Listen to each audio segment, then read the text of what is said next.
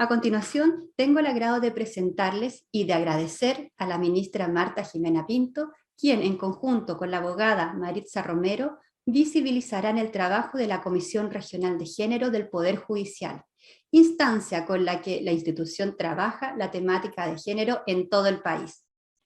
Cabe indicar que la ministra Marta Jimena Pinto ingresó al Poder Judicial en 1972, desempeñándose a lo largo de su trayectoria como relatora, jueza y fiscal judicial, hasta su asunción como ministra titular de la Corte de Apelaciones de Punta Arenas el año 2010. Actualmente es ministra en visita extraordinaria en causas de derechos humanos y encabeza la Mesa de Perspectiva de Género en la jurisdicción de Punta Arenas.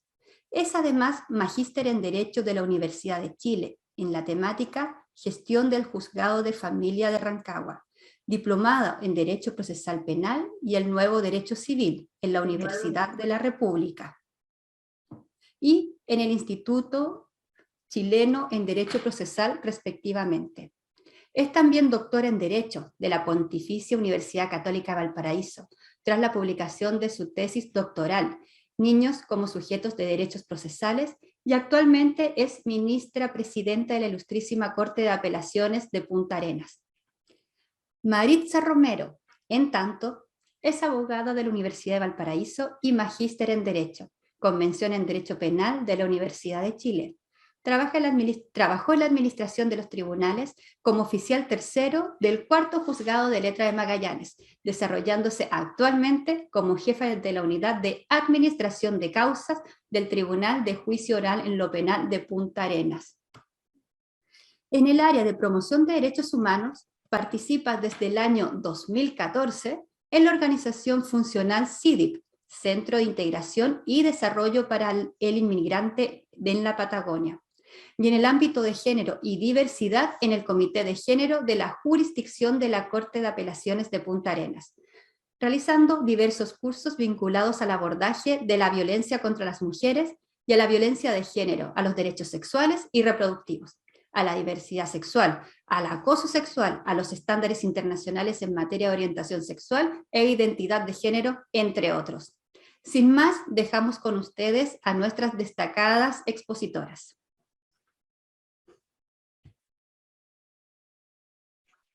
Muchas gracias. Buenas tardes. Por la presentación, y yo quisiera destacar que agradezco infinitamente la invitación. Todos los espacios donde podamos desarrollar estos temas me parecen útiles, pero un espacio de la categoría del Ministerio Público con su quehacer diario me parece un espacio realmente impactante que puede tener grandes consecuencias favorables en este objetivo común que tenemos de instalar la perspectiva de género en nuestro quehacer institucional.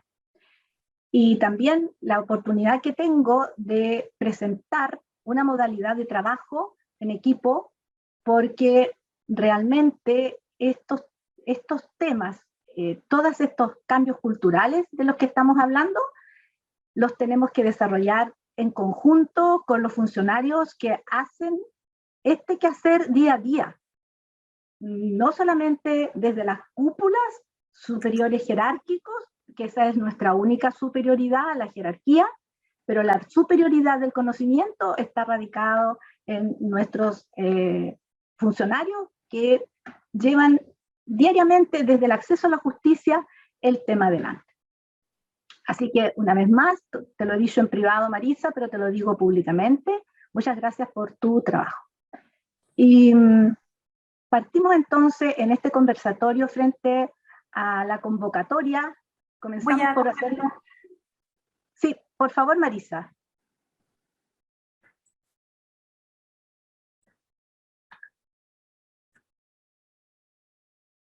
¿Quieres decir algo, Marisa? Te dejo a ti las palabras de cierre, ¿ya? De nuestra participación. Ya.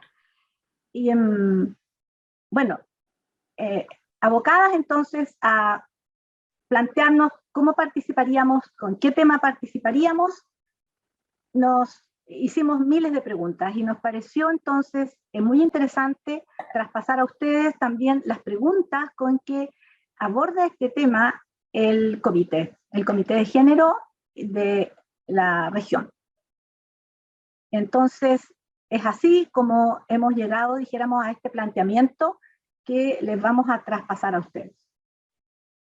Dijimos que íbamos a dar un nombre que sintetizara, como en una actividad periodística, los titulares de la cuestión.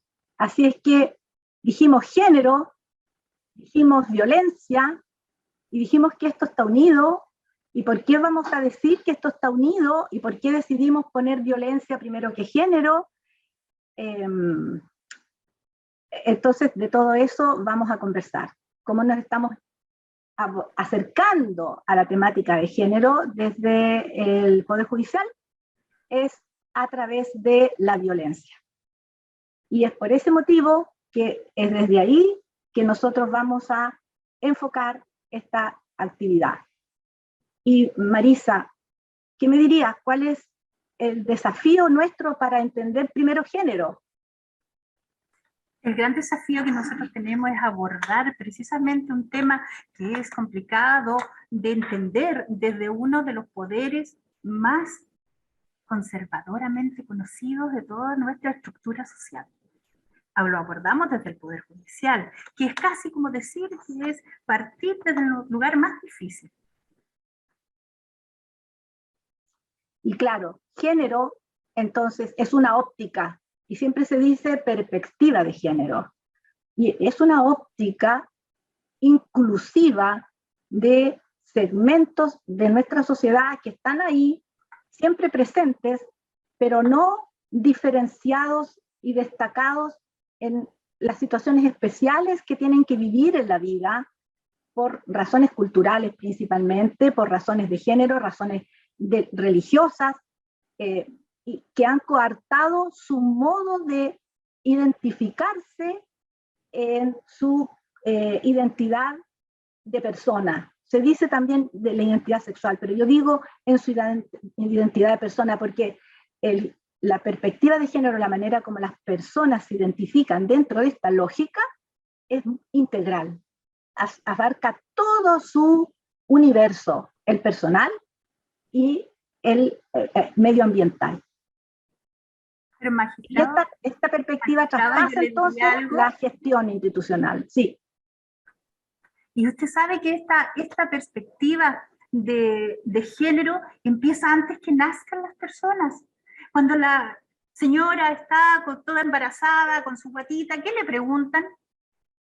¿Qué es lo primero que a uno le preguntan? ¿Y qué va a hacer? Justo, hombre o mujer. ¿Y para qué le preguntamos eso?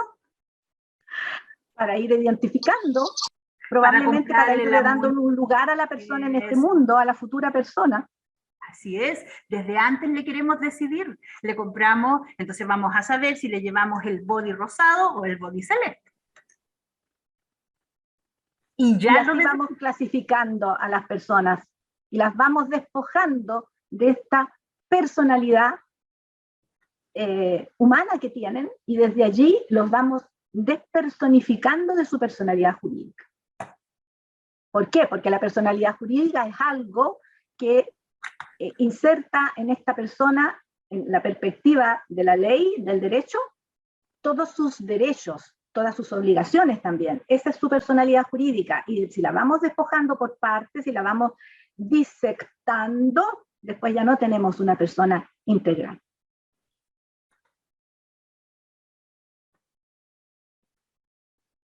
Entonces, así planteado, ¿es necesario un cambio cultural, crees tú, Marisa? Es necesario un cambio cultural en la medida que involucra muchas preguntas. La verdad es que este cambio cultural parte por hacerse las preguntas, ojalá las correctas. Eso es un poco la base de lo que nosotros queremos conversar hoy día. ¿Cómo plantearse, ojalá las preguntas? No estamos ni cerca de tener todavía todas las respuestas, pero sí podemos plantear por preguntarnos. Este cambio cultural es en el fondo, una apertura de ojos a lo que es la violencia. ¿Dónde está? ¿Dónde está la violencia de género, magistrado? ¿Dónde está realmente? Primero, nuestra experiencia nos dice, Marisa, que está en todos lados, pero está escondida. De hecho, tenemos muchas violencias. Todo el día estamos recibiendo, ¿no es cierto?, el impacto noticioso de la violencia en las calles, de la violencia política, de la violencia económica, etcétera, etcétera, pero está en todas partes. Pero se va encontrando nichos con la violencia, donde la tenemos, y de ahí tenemos que irla exponiendo, de ahí tenemos que irla sacando y mostrando. Entonces, cuando está en lo penal la violencia, es un drama. Por eso nuestro enfoque hoy día va más a este drama, que involucra, por supuesto, a los afectados, que dramatiza sus vidas en la vida real, no en la película, no en la teleserie, en la vida real, pero a la vez compromete, y quizás es una palabra fuerte, pero hasta contamina a los intervinientes y a todos los que tenemos que trabajar con este dolor humano. ¿Dónde está la violencia de género, magistrado? ¿Está solo en materia de familia? ¿Está solo en materia penal? ¿Qué pasa, Marisa, con las otras competencias? ¿Por qué ¿Habrá? sentimos, a veces sentimos desde el estómago, que estamos frente a la violencia en un juicio civil? A veces lo sentimos en un juicio laboral. ¿Por qué sucede eso? ¿Es acaso que esto es por instinto, Marisa? ¿O tenemos tanto conocimiento repartido en el mundo que estamos captando a través de acercarnos a la vida? Porque los juicios son llevarnos a la vida en una representación teórica, en una representación más bien virtual, hoy día ciertamente virtual, la vida real. Yo para creo hacer que, aplicación de normas. yo creo que la violencia de género, la violencia en general y la violencia de género es una manifestación más de la diferencia de poder. Y si la diferencia de poder, en este caso, digamos, entre género, está en toda la sociedad, pues la violencia de género va a estar en todos lados. Sí va a estar en materia de familia, sí va a estar en materia penal, también va a estar en los casos civiles, y va a estar en los laborales, y va a estar en todos lados. El cambio cultural del que hablábamos es verla, es ser capaz de identificarla. Volviendo al título de nuestra exposición, Marisa, yo creo que has dado en el clavo, porque yo recuerdo que en nuestro trabajo inicial dijimos, están indefectiblemente unidos, género y violencia, pero decidimos poner violencia primero porque es lo que estamos viendo desde el Poder Judicial y lo que queremos compartir es nuestro trabajo en Comité de Género desde el Poder Judicial hacia ustedes. Y nos parece importante porque también el trabajo de ustedes, del Ministerio Público, el trabajo de la PDI, que también va a colaborar, el trabajo de Carabineros, que también está enfocado a lo penal. Entonces decidimos poner la palabra violencia primero que género y hablar del destino, Marisa. Este destino ¿están unidos para siempre como en un tango?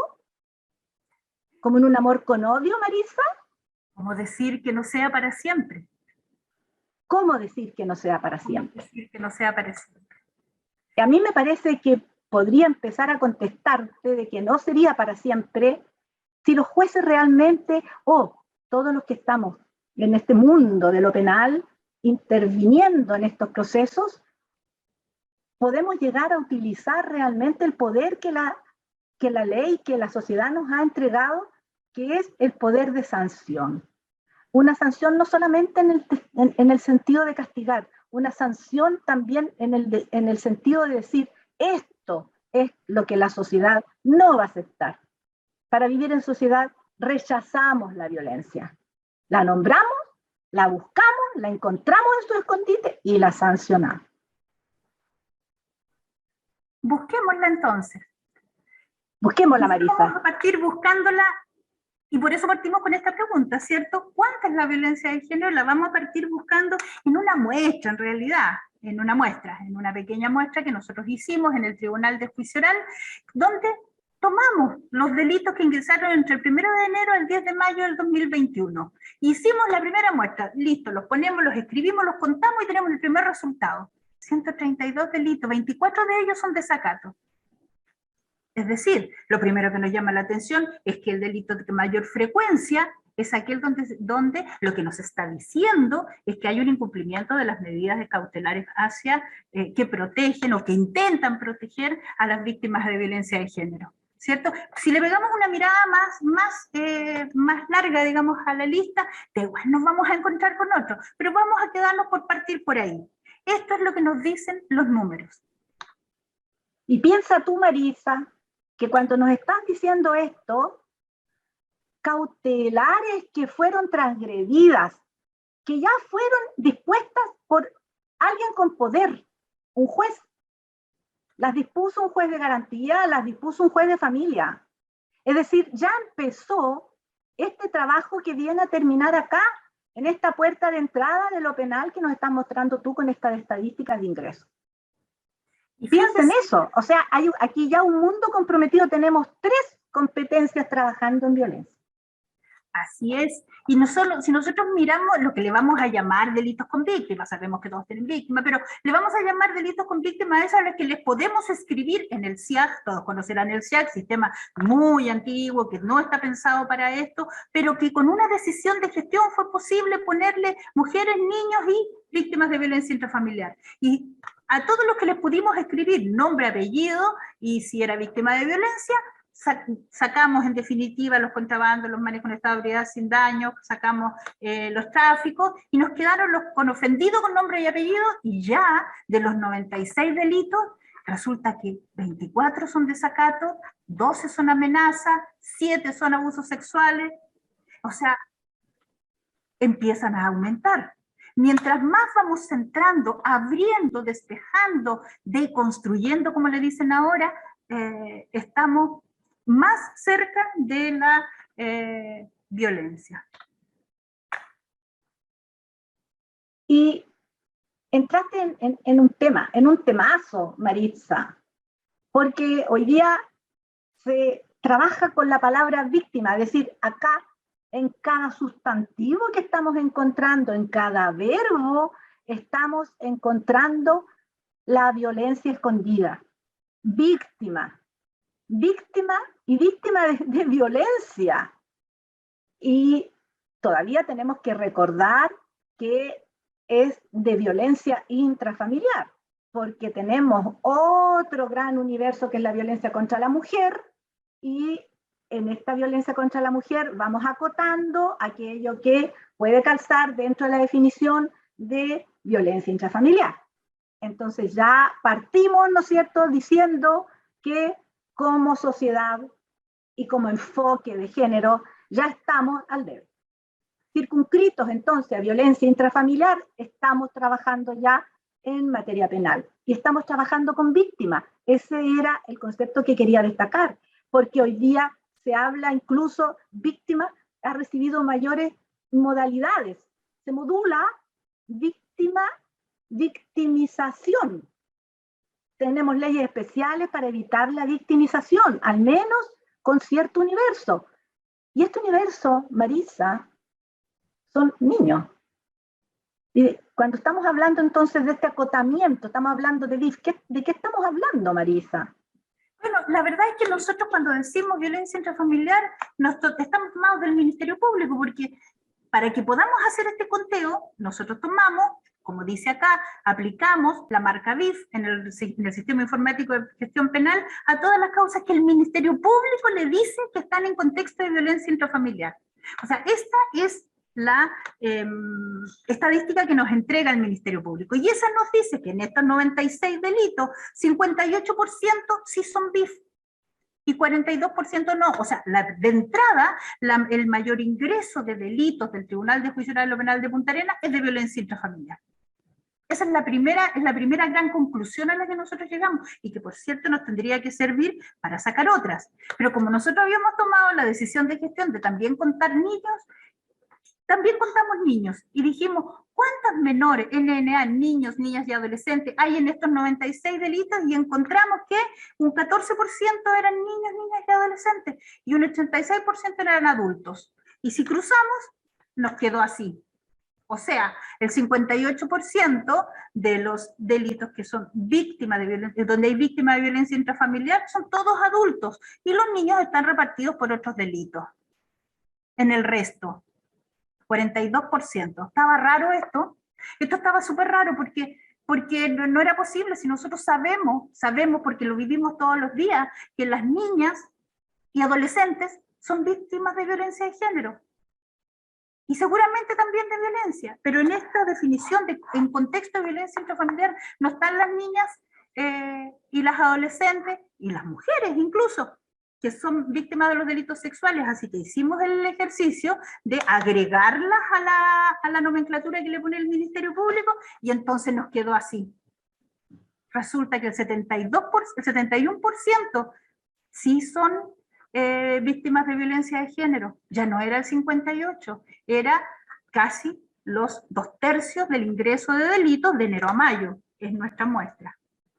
Marisa, qué tremendo me parece a mí el trabajo que te diste buscando, Marisa. Te transformaste en una especie de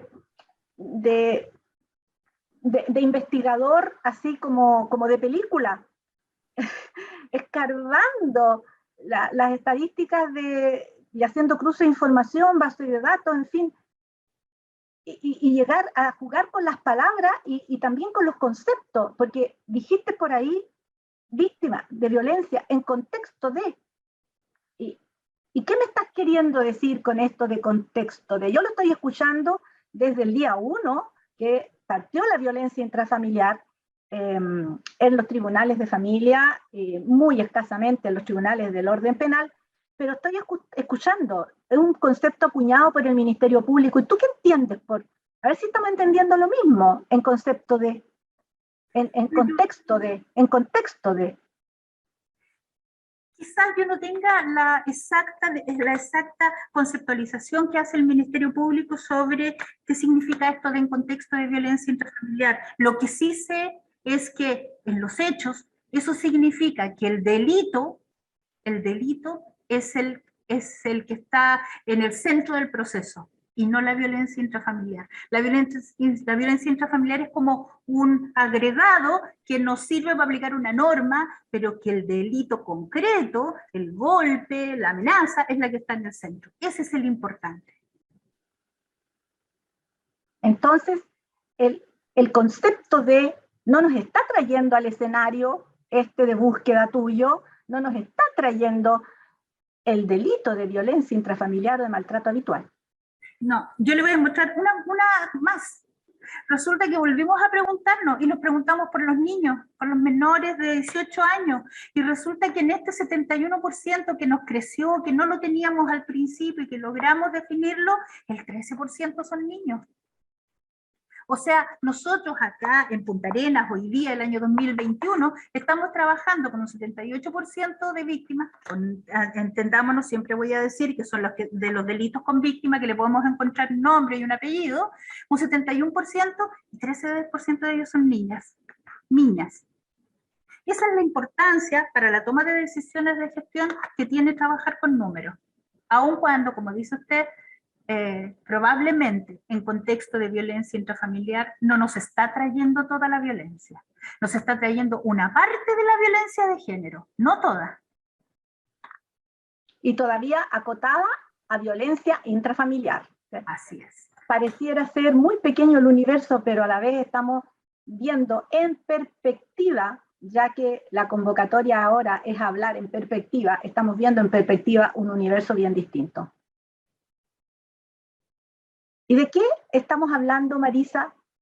¿Por qué es tan importante que vayamos entendiendo? Hemos hablado de violencia, hemos hablado de género, pero, y en contexto de violencia intrafamiliar, en fin, pero a mí me está dando la idea de que también aquí vamos categorizando. Porque hemos dicho, ¿no es cierto?, esto se ventila en la competencia de familia, esto pasa al Ministerio Público derivado y el Ministerio Público lo traspasa, ¿no es cierto?, a garantía o al oral en lo penal, y aquí estamos viendo solo el oral en lo penal. Y entonces, ¿qué ven ustedes acá, Marisa? ¿Qué violencia? Yo le voy a decir la que no vemos, o quizás la mayor parte de la violencia. Usted dijo, y yo estoy de acuerdo en eso, en que esta definición no nos está trayendo toda la violencia, nos está trayendo una parte de la violencia. La que no nos está trayendo es la violencia psicológica. Y yo le voy a preguntar a usted y quizás a todo el mundo, ¿nunca es delito la violencia psicológica? O sea, y yo le hago la pregunta que nosotros escribimos acá un poco como motivación nomás, ¿es de verdad menos grave a que me amenacen, digamos, es menos grave que me humillen, me griten, me garabateen, me digan puta, guatona, inútil, inservible, sistemáticamente, cotidianamente, habitualmente? Esa violencia habitual, cotidiana, sistemática, no está. Marisa, a mí me ha parecido de toda la vida que sí, ya el legislador que nos costó tanto que sacara una ley sobre esto, que desmembró la ley de violencia intrafamiliar en allá por el año 1994, la desmembró del Código Familiar, era un capítulo, pero que había que cumplir con exigencias que nos hacían desde los ámbitos internacionales, desde el derecho, se separó un capítulo de este código que nunca vio la luz y trajimos entonces la violencia intrafamiliar a los tribunales de familia, a los tribunales civiles. Yo era juez del cuarto juzgado civil, como se dijo en el planteamiento de mi currículum. Y me encontré de un día al otro, en un mes de agosto del año 1994, que ahora yo era jueza experta en violencia intrafamiliar. Había amanecido ese día experta.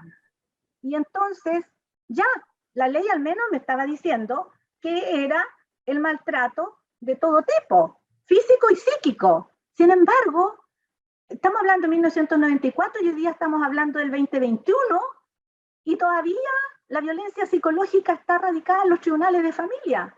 Y tengo la suspicacia subjetiva que está radicada en los tribunales de familia porque los tribunales de familia que sí comprenden la gravedad de este maltrato, entienden que en lo penal no se va a trabajar.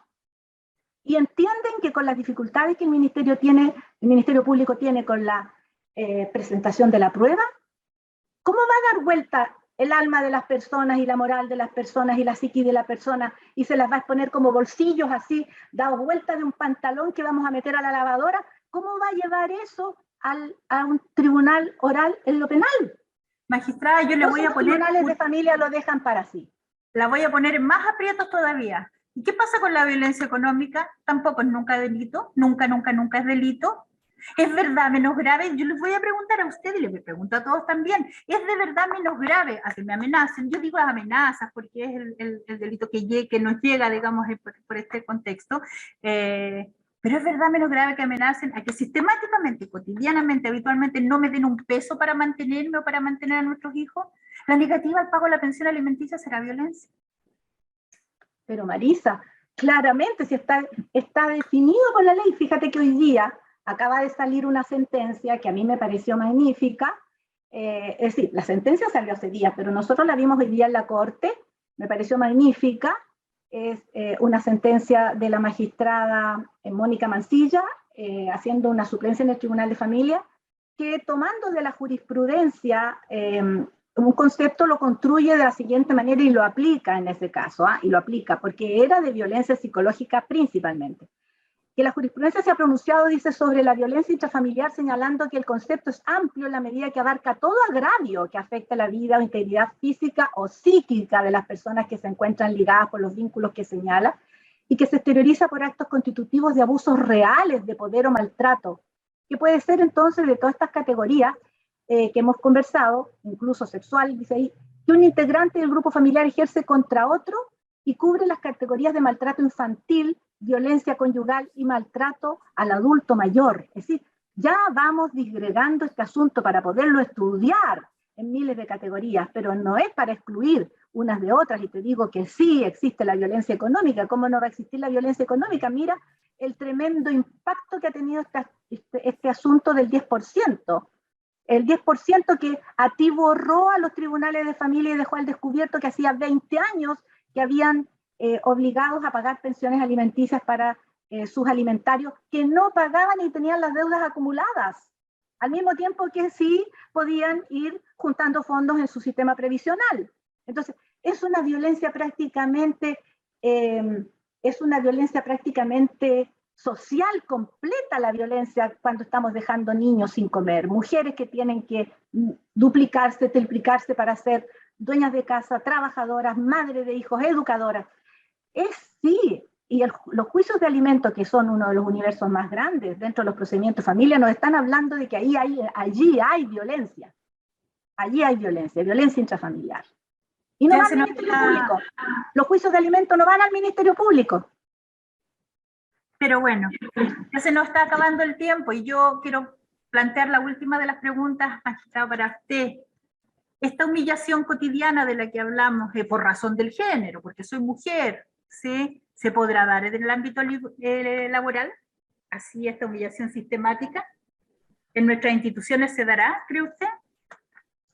Yo creo que sí se da, Marisa. Te querría completar, sí, que todavía nos faltó una categoría porque no apareció esa categoría en ese espacio del que yo estaba hablando, que sintetizó también el asunto, que es la violencia financiera. Y en la violencia financiera tenemos aquella, por ejemplo, lo voy a graficar por el breve tiempo que tenemos, por ejemplo, constituir todo un patrimonio, sociedades, bienes, etcétera, a nombre de la mujer, para poder evadir impuestos, una mujer que está en la casa criando hijos, que no tiene idea, solo le ha firmado al marido, y a la hora de los cubos, a la hora de la persecución de los acreedores, a la hora de la persecución del Servicio de Impuestos Internos por el pago de los impuestos, etcétera, etcétera, es la mujer la que tiene que responder, mientras el marido que administró los fondos, ahí está gastándolos. Entonces, el marido o el conviviente, y me refiero a un hombre porque la estadística también nos lleva a enfocarnos hacia ese lado como un agresor más que una agresora, aunque también los haya en una breve dimensión que no se alcanza a levantar en las estadísticas lineales. Entonces, Marisa, yo te quiero contestar ahora que es como se da en todos los ámbitos, sí que se da en el ámbito laboral, y que sí que podemos encontrar la violencia dentro de nuestras instituciones contra nosotros mismos por miles de causas, pero en razón del tiempo y en razón de que la convocatoria, ¿no es cierto?, va a este punto específico del que ya tanto hemos hablado, yo dejo lanzada la pregunta porque también nuestras instituciones tienen que preocuparse de la violencia dentro de nosotros mismos. Muy bien, yo quisiera, lo único que quisiera decir ahora es que esto está lleno de preguntas. De hecho, doña Marta no se va a acordar, ella no se va a acordar porque fue alguna exposición que hizo hace un montón de tiempo y ella partió una exposición diciendo, ¿habría sido lo mismo su vida si usted no hubiera sido mujer? Y ustedes saben que esa pregunta a mí me motivó todo esto que es donde estamos ahora y yo se lo agradezco. Por lo mismo, quisiera que ustedes también encontraran la pregunta correcta. Si la encuentran, se van a acordar. No van a olvidar nunca más que la violencia de género está en todos lados. Muchas gracias. Agradecemos esta didáctica exposición de preguntas y respuestas. Sin duda nos ha hecho pensar. Y damos un espacio para preguntas, observaciones, pensamientos quizás que alguien desee compartir a raíz de esta exposición.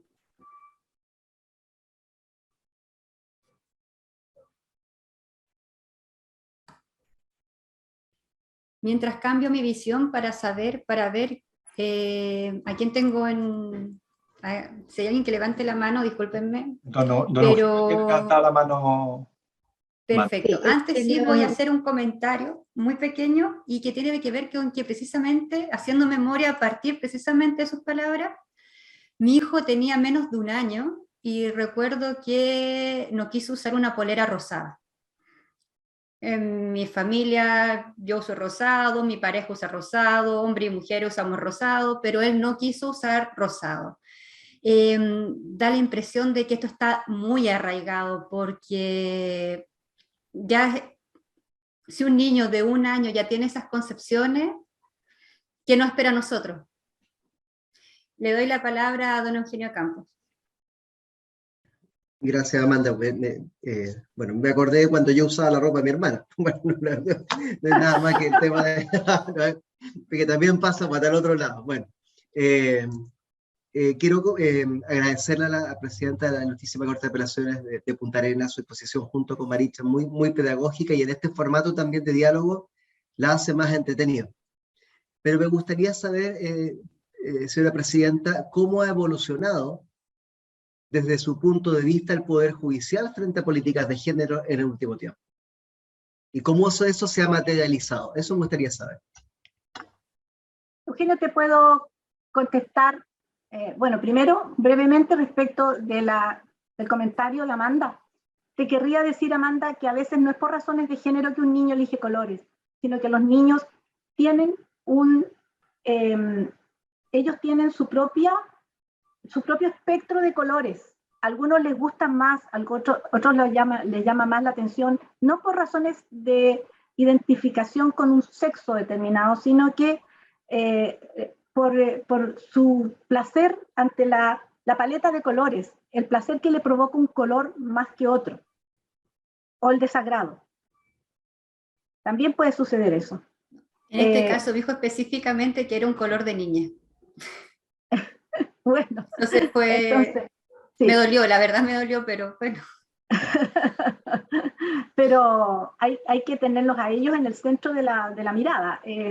Es su definición la que va contando. Y contestándole a Eugenio, bueno, hace varios años atrás, quizás 5, una cosa así, el tiempo se me pasa volando, como ustedes comprenderán. Recibimos una invitación de parte de la ministra Muñoz, de la Corte Suprema, con quien yo ya había trabajado ella como abogado integrante, cuando ella era profesora de la Universidad de Chile y yo fiscal judicial.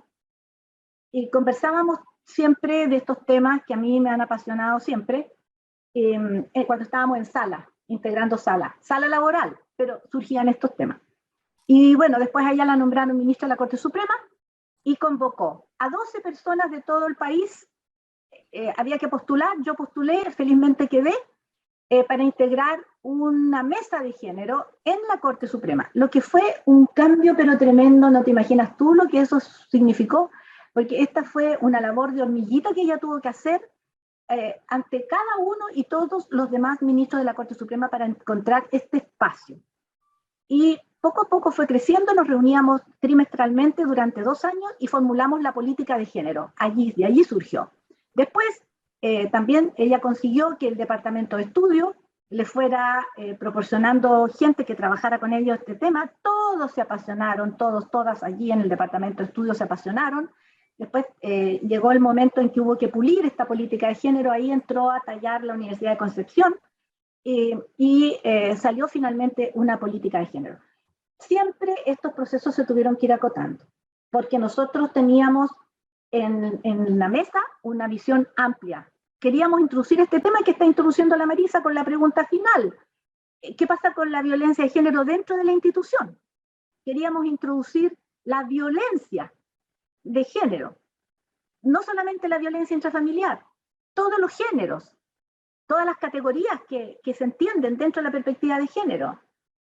Pero no fue posible llevarlas a su máximo. Quedaron en las definiciones, quedaron en las líneas generales, pero después en la actividad particular que se está haciendo, que se convoca a través de los comités y de los talleres, no está. Sin embargo, somos libres de poderle introducir. Así es que en los últimos 5 años yo te diría que vamos a paso acelerado con este tipo de cambios, en que participamos los que llevábamos, dijéramos, algún anticipo, alguna anticipación en nuestras propias tareas, en que nos vimos obligados a sumergirnos en este universo de la fenomenología de género y la fenomenología de violencia, como los jueces civiles de aquel entonces, a partir del año 1994. Y después la creación de los tribunales de familia, en fin. Y desde ahí cada uno va aportando a estas ideas. Y así es como surgió. Y yo creo que hoy día estamos en un pie en que estamos hablando con lenguaje claro. Y que nadie le quita el bulto a que esto es así.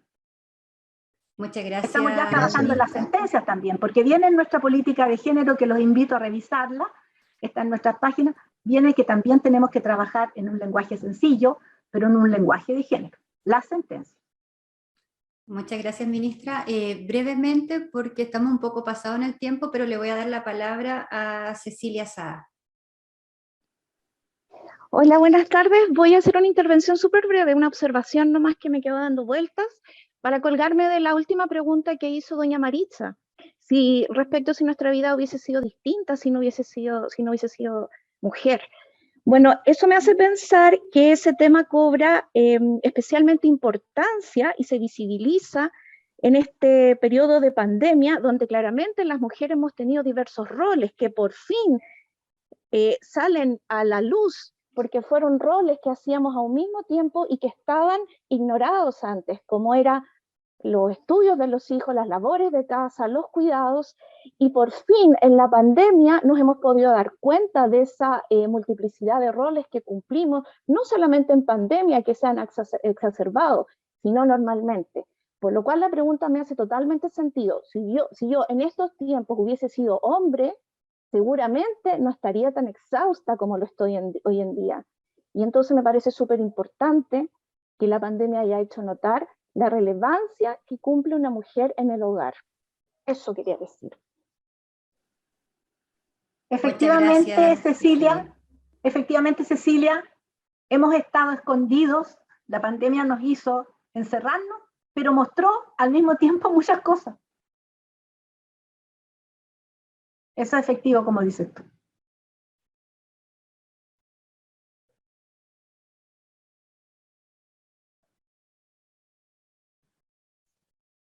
Amanda está Bueno, parece que sin no hay audio. más preguntas. Parece que no hay más preguntas para nosotros, así que muchas gracias. Perfecto. Gracias. Muchas gracias, agradecemos la intervención de nuestras expositoras.